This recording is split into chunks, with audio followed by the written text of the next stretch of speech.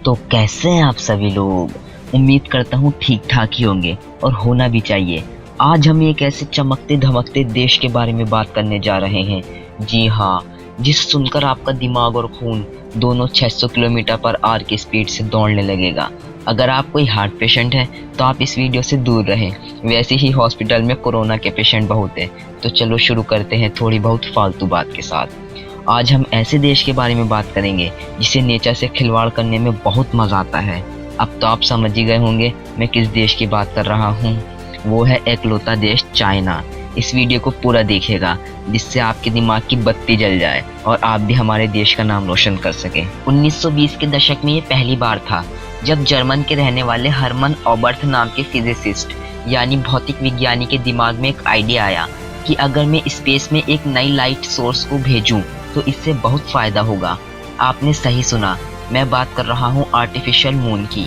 चीन की state media ने फ्राइडे को बताया कि चीन शहर के इलाकों में स्ट्रीट लैम्प को कम करने और बिजली की लागत को कम करने के लिए 2020 में आर्टिफिशियल मून लॉन्च करने का प्लान बना रहा है, पर अनफॉर्चुनेटली कोरोना की वजह से ये प्रोजेक्ट रोकना पड़ा। चाइना अक्टूबर 2020 में अपना पहला आर्टिफिशियल मून लॉन्चिंग की तैयारी में था। चाइना डेली जो एक न्यूज़ कंपनी है उसके अनुसार साउथ वेस्टर्न सिचुआन प्रोविंस का एक शहर चेंगडू है जहां चाइना अपनी लाइट सैटेलाइट को डेवलप कर रहा है जो नेचुरल मून के साथ मिलकर चमक जाएगा और नेचुरल मून से 8 गुना ज़्यादा लाइट देगा, जो कि एक अच्छी बात है पर कुदरत के साथ खिलवाड़ भी है जिसे हम बाद में डिस्कस करेंगे। पहला ह्यूमन मेड मून सिचुआन में चिचेंग सैटेलाइट लॉन्च सेंटर से लॉन्च किया जाएगा। अगर फर्स्ट टेस्टिंग में चाइना पास हुआ तो 2022 तक चाइना 3 और ह्यूमन मेड मून लॉन्च करेगा।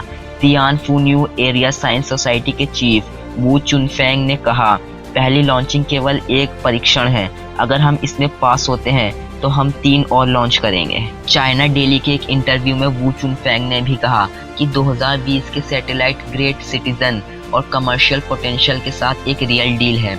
चीनी साइंटिस्ट का मानना है कि यह आर्टिफिशियल मून सनलाइट को रिफ्लेक्ट करके शहरों में स्ट्रीट लैम्प की जगह ले सकता है। चीन ऐसा पहला देश नहीं है जिसने सनलाइट को पृथ्वी पर लाने की कोशिश की है। 1990 के दशक में रूसी वैज्ञानिकों ने स्पेस से लाइट को रिफ्लेक्ट करने के लिए जायंट मिरर का यूज़ किया, पर यह टेस्ट फेल हो गया। साइंटिस्ट का मानना है हम हमेशा बेहतर कर सकते हैं। जब एक मून अच्छा है तो डेफिनेटली 2 और भी अच्छे होंगे। चीनी रिसर्चर वू चुनफेंग चाहते हैं पृथ्वी के टारगेट एरिया में सनलाइट को रिफ्लेक्ट करने के लिए आर्टिफिशियल मून का यूज़ किया जाए।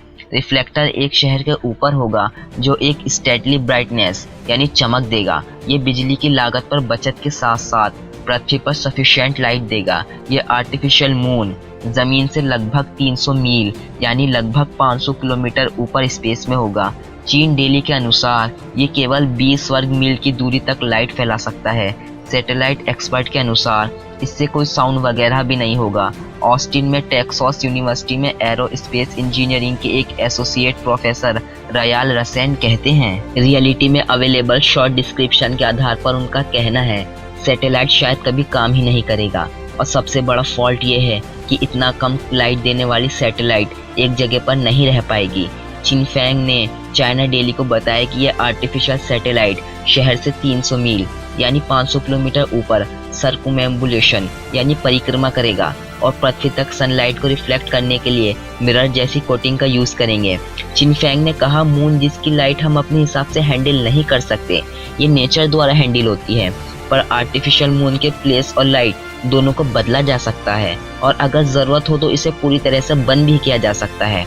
हालांकि 3 आर्टिफिशियल मून बहुत अधिक ज़मीन को कवर करने में कैपेबल होंगे। चिनफेंग ने चाइना डेली को बताया, हम केवल एक अनइनहैबिटेड रेगिस्तान में अपना टेस्ट करेंगे। जब लोग ऊपर देखेंगे तो केवल एक चमकता हुआ स्टार दिखेगा, ना कि जाइंट मून। वू का मानना है कि सैटेलाइट का मिरर जैसा बाहरी भाग पृथ्वी पर सनलाइट को रिफ्लेक्ट करेगा, जिससे नेचर मून की तुलना में 8 गुना तेज चमकेगा। आर्टिफिशियल मून, जैसा कि मैंने वीडियो में पहले भी बताया था, पृथ्वी से लगभग 500 किलोमीटर ऊपर होगा, जिससे स्ट्रीट लाइट से होने वाली $174 मिलियन यानी 13 अरब 20 करोड़ 25 लाख 98 हजार रुपए की बिजली बचाई जा सकती है। इस सैटेलाइट के बारे में बहुत कुछ नहीं जाना जा सकता, अभी तक ना इसके साइज के बारे में पता है, ना इसमें कितनी लागत लगेगी। अभी तक तो साइंटिस्ट को यह भी नहीं पता कि आसमान में किसी अदर लाइट सोर्स को शुरू करने से आसपास के लोगों या जानवरों पर इसका क्या इफेक्ट पड़ेगा। ये पहली बार नहीं है जब किसी के मन में ये बात आई हो कि स्पेस में नए लाइट सोर्स को भेजा जाए। 1993 में रूसी कॉस्मोनॉट्स ने मीर स्पेस स्टेशन से एक छोटा एक्सपेरिमेंटल मिरर जारी किया। ऑस्टिन में टेक्सास यूनिवर्सिटी में हिस्ट्री के एक प्रोफेसर ब्रूस हंट ने एक ईमेल में एनबीसी न्यूज़ को बताया कि मिरर ने पृथ्वी पर लाइट की एक बीम यानी किरण को रिफ्लेक्ट किया जो मून की लाइट से 3-4 गुना ज़्यादा चमकदार थी। द न्यूयॉर्क टाइम ने उस समय ये न्यूज़ दी थी। कुछ दिनों बाद ये मिरर जल गया क्योंकि यह पृथ्वी के एटमॉस्फेयर में फिर से एंटर हो गया था।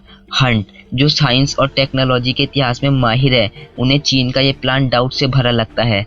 पृथ्वी पर चक्कर लगाने वाले सैटेलाइट का एक प्लेनेटेरियम रात भर रोशनी को बनाए रखने के लिए आवश्यक होता है। ये एक दूसरे को पार करके घूमते रहते हैं। पृथ्वी के ऊपर कम कक्षाओं में मौजूद छोटे एटमॉस्फेरिक ड्रैग का मुकाबला करने के लिए फ्यूल की ज़रूरत होती है। एग्जाम्पल के लिए इंटरनेशनल स्पेस स्टेशन 250 मील या लगभग 400 किलोमीटर की दूरी पर सर्कुमेम्बुलेशन यानी परिक्रमा करता है और इसे अपनी कक्षा में लगातार बढ़ाना पड़ता है क्योंकि ड्रैग की वजह से स्लो हो जाता है। सैटेलाइट को लॉन्च करने से ईंधन की लागत बचेगी और कम से कम समय के लिए बिजली की बचत दूर करेगी। और एक सवाल ये भी है, क्या हम चाहते हैं शहर में ऐसा हो, रात में कोई आर्टिफिशियल मून चमके? दुनिया भर के कुछ शहरों में पहले से ही लाइट पॉल्यूशन को कम करने की कोशिश की जा रही है। ज़्यादा लाइट एनिमल एक्टिविटी को नुकसान पहुंचाती है, स्टार पर भी इसका निगेटिव इफेक्ट पड़ता है और यहाँ तक कि सर्केडियन राइम में इंटरफेयर कर सकती है और हेल्थ को इफेक्ट कर सकती है। रसेल कहते हैं ये एक बहुत ही कॉम्प्लेक्स सॉल्यूशन है जो सभी को नॉर्मल प्रॉब्लम से इफेक्ट करता है। रसेल ये भी कहते हैं स्ट्रीट लाइट उन सड़कों पर लाइट फैलाती है जिन्हें असल में लाइट की ज़रूरत होती है। और आपकी नॉलेज के लिए बता दूं, ऐसा एक बार रूस ने भी किया था। रूस के एक इंजीनियर ने 1994 में एक आर्टिफिशियल मून पर टेस्टिंग की। उन्होंने 65 फीट डायमीटर यानी व्यास का एक एल्यूमिनियम कोटेड प्लास्टिक का एक रिंग मीर स्पेस स्टेशन से लॉन्च किया।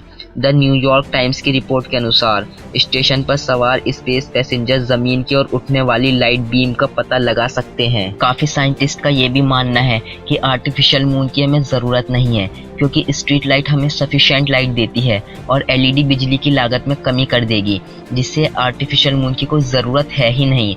Missouri university of science and technology के एक प्रोफेसर विलियम शॉनबर्ग ने कहा कि जब रिफ्लेक्टर जल जाता है तो इससे एनवायरनमेंट में लाइट पॉल्यूशन बढ़ जाता है।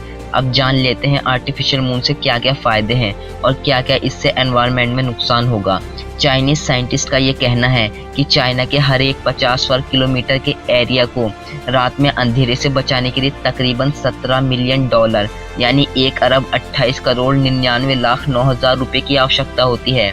अब क्योंकि इस आर्टिफिशियल मून की लाइट ओरिजिनल मून की लाइट से 8 गुना ज़्यादा होगी तो इससे स्ट्रीट लाइट का खर्चा बच जाएगा। अब आपके मन में एक सवाल ज़रूर आ रहा होगा, आखिर ये आर्टिफिशियल मून काम कैसे करेगा? इस आर्टिफिशियल मून को एक सैटेलाइट के जरिए पृथ्वी से 500 किलोमीटर की दूरी पर इस्टेब्लिश यानी स्थापित किया जाएगा। साथ ही इसकी स्पीड और मूवमेंट पृथ्वी के रोटेशन के हिसाब से रखी जाएगी। एक सिंपल से एग्जांपल से आपको समझा देता हूँ ये कैसे वर्क करेगा। मान लीजिए पृथ्वी की इस तरफ चाइना है और सूरज पृथ्वी की दूसरी तरफ चमक रहा है, यानी चीन में इस समय रात हो रही है। अब ये आर्टिफिशियल मून पृथ्वी से 500 किलोमीटर की दूरी पर चाइना के ऊपर इस्टेब्लिश कर दिया जाएगा। क्योंकि यह आर्टिफिशियल मून शीशे का बना हुआ होगा, इसलिए पृथ्वी की दूसरी तरफ चमक रहे सूरज की रोशनी को रिफ्लेक्ट करके चाइना के शहरों में पहुंचाएगा। इससे चाइना को अरबों रुपए का खर्च बचेगा और उन जगहों पर भी डिजास्टर के समय बड़ी आसानी से रेस्क्यू किया जा सकेगा जहां लाइट नहीं पहुंच पाती। जिन इलाकों में ब्लैक आउट हो चुका हो वहां भी आसानी से रेस्क्यू किया जा सकता है। साथ ही जिन पिछड़े इलाकों में अभी तक इलेक्ट्रिसिटी नहीं पहुंच पाई है उन इलाकों में भी हम रात में लाइट पहुंचा सकते हैं। अब जान लेते हैं इससे होने वाले नुकसान। हरमिन इंस्टीट्यूट ऑफ टेक्नोलॉजी के डायरेक्टर ने पीपल डेली में दिए अपने एक इंटरव्यू में कहा था, क्योंकि आर्टिफिशियल मून धुंधला सा दिखेगा तो ऐसे में ये जानवर और पेड़ पौधों के रूटीन साइकिल को बिगाड़ देगा। साथ ही इससे क्रॉप यानी फसलें भी खराब होंगी और जानवर डिसऑर्डरिंग का भी शिकार हो जाएंगे और इसका एटमॉस्फेयर पर भी बहुत नेगेटिव इफेक्ट पड़ेगा। इसमें कोई शक नहीं है कि हम इस एक्सपेरिमेंट से सीधे सीधे नेचर को चुनौती दे रहे हैं। हम सभी जानते हैं प्रकृति ने हर एक चीज़ को एक बैलेंस में पोट किया हुआ है। ऐसे में इस एक्सपेरिमेंट से हम इस बैलेंस को बिगाड़ देंगे, जिससे इंसानों को आने वाले टाइम में नई नई बीमारियों को फेस करने पड़ेगा। जैसे अब हम कोरोना को फेस कर रहे हैं, जिनके इलाज ढूंढने में ही काफ़ी सालों लग जाएंगे, और क्या पता ढूंढ पाए या ना ढूंढ पाए, और उस समय हम लोग शायद काफ़ी देर कर चुके होंगे। दोस्तों, अगर आपने हमारा YouTube चैनल अभी तक सब्सक्राइब नहीं किया है तो सब्सक्राइब कीजिए और बेल आइकन को दबाइए, ताकि हमारे आने वाली लेटेस्ट वीडियो की नोटिफिकेशन सबसे पहले आपको मिल सके।